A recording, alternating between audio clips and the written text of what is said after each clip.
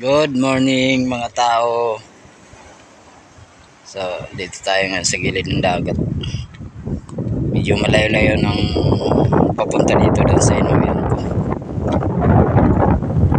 So, naglimas ako sa bangka dahil hindi ko na inahon sa may lupa o sa gilid ng dagat kasi tuwing hapon galing sa trabaho lumalaot kami, makakuha mo lang pang ulam-ulam. Ano nga, hindi makapokus sa dagat kasi trabaho rin.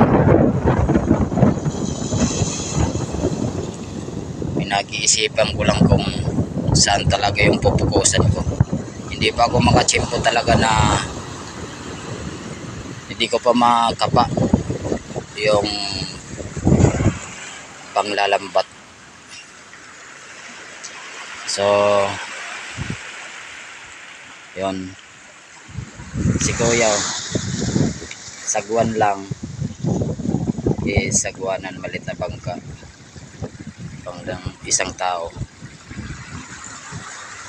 Yan o, nangaskas na siya, medyo mababaw pa siya, pero doon talaga siya pupunta sa may ano na yan, sa may birds na yan, pero hindi rin naman doon na dikit.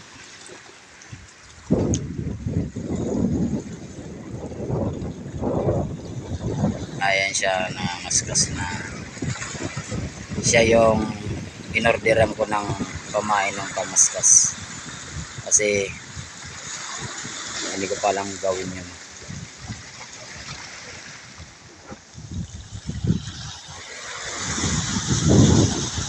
Doon sa mamaya sa may katabing barko na yan, birds na yan. Buhay probinsya, buhay sa gilid ng dagat.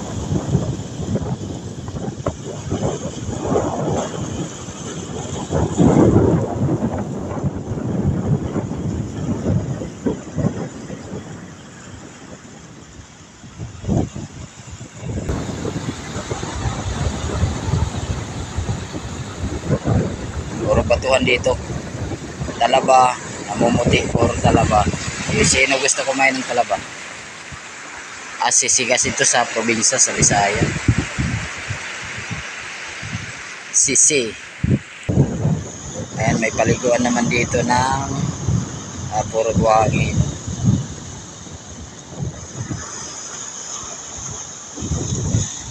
So yun, naiwan ko lang kung nakaligo na kayo dyan. Nandito naman yung Panoy Boy. Yan, sa may bato na yan.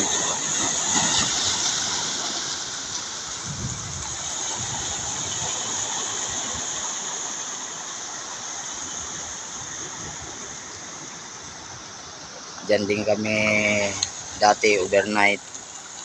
Tapos dadayo doon sa ibang lugar, sa ibang isla.